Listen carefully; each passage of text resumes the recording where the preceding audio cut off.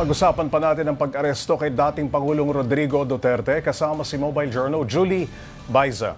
Julie, ano yung naging proseso? Kahapon lamang ang sabi ng palasyo, wala pang warrant of arrest. So ano nangyari? Oh, actually, Paps, medyo nakakalito, no? Kasi kahapon, paulit-ulit tinanong si Palace Press Officer Claire Castro, meron na ba kayong natanggap na warrant of arrest, any communication o notice? Yung palasyo, paulit-ulit nilang sinasabi, wala kaming natatanggap na kahit anong communication na merong warrant of arrest, wala din daw pakikipag-ugnayan pa. So, inassume na kahapon, wala pang anything, pero nagbago kanina yung tugtog nung naglabas yung palasyo ng statement na madaling araw daw natanggap yung official copy ng warrant of arrest ng International Criminal Court laban kay dating Pangulong Rodrigo Duterte. And dire-diretso na hanggang sa pagpa-file na. And ngayon wala pa ulit sinasabi yung palasyo, hindi pa ulit sila nagsasalita after nitong confirmation.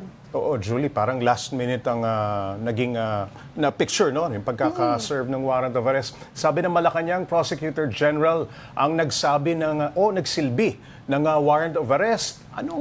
Paano yung naging proseso?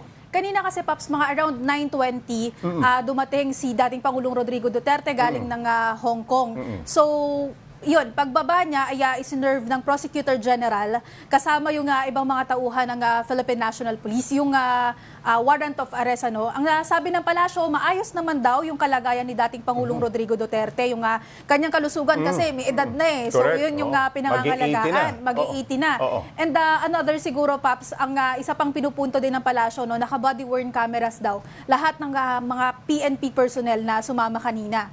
So, to make sure na maayos yung flow. Kasi kahapon ang naging usapan actually, paano kung magkaroon ng gulo? Naitanong yan sa palasyo kasi hindi natin maiiwasan na may mga supporters. Kanina nga, kung nakita natin, maraming supporters doon sa airport. Marami na, dumadami na. So, ang sabi ng palasyo, titiyakin daw nila na hindi talaga magkakaroon ng gulo at hindi mangyayari yung nangyari kay Pastor Apollo Kibuloy noon na shinield siya ng kanyang mga supporters at nagkaroon ng gulo. At napanood naman natin, Julie, kanina, naipost sa social media na andun si Pangulong Duterte at kinakausap siya nung mga magsaserve ng warrant of arrest. At nagkaroon pa ng maigsing diskusyon. Una medyo Oo. yung sagot niya parang no, hindi, kakampi kayo sa banyaga. Parang ganun yung sinasabi. And at sabi ni dating Pangulong Duterte, sabi niya parang you have to kill me, no? Yes, may mga ganung may mga ganung exchanges. Paps, medyo maiikli lang kasi yung mga clips sa eroplano. So hindi natin alam ano yung buong Yung naging kabuuan. pag-uusap. Okay, anong mangyayari, Julie? Yun ang tanong, no? Anong mangyayari What's pagkatapos nito?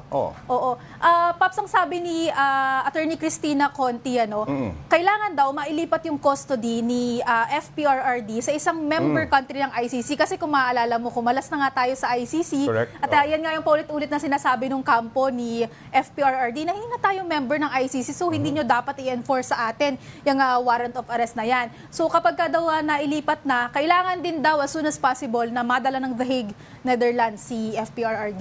Julie, may mga naglabas na ba ng pahayag kaugnay ng pagdakip kay dating Pangulong Duterte?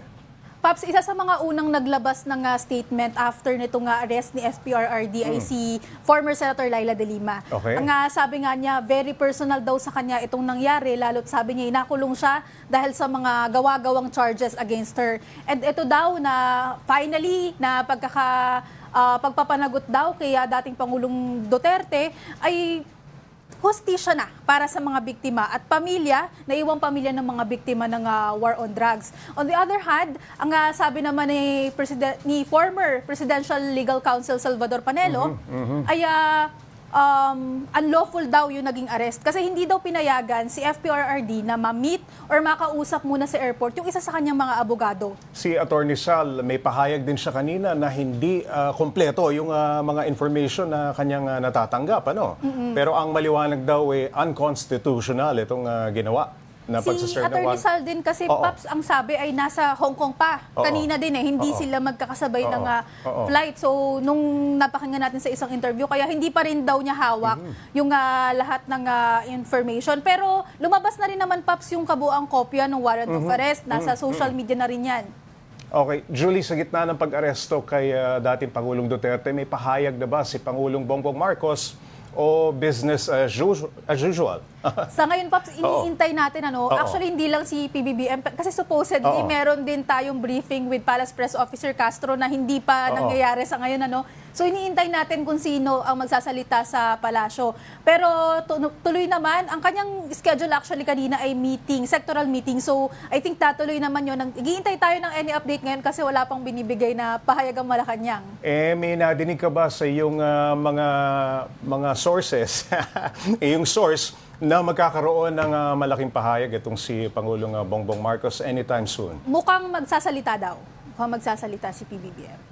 Ayun. And Paps, kasi kung alalahanin natin, siya din naman yung nagsabi noon, as much as possible, monthly, magkakaroon siya ng press conference, lalo kung may mga malalaking balita na kailangan i-address. So I think isa ito. At ito yung sa mga klase ng mga malaking balita na kinakailangan niyang lumabas at magbigay ng pahayag, Julie? Kailangan mo talagang sumagot. Napakaraming tanong, yun pa nga lang, from the fact na nagbago, na from sinabing walang natatanggap na communication, biglang ito, may arrest warrant. So yung mga ganun, kailangan malinawan ng publiko. Or I think isa dapat sa klaruhin kung paano ang naging proseso.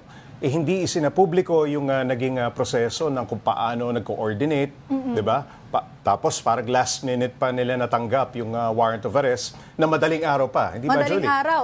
And siguro maganda ring tanungin, what's next? Anong gagawin ng gobyerno natin? Kasi of course, former president din naman itong CFPRRD. So parang may way ba na gagawin din ng gobyerno to protect him or to make sure din na maayos siya? Since lumalabas ngayon, Pops, ang sinasabi ng kampo niya, may mga nilalabas sila na medical report.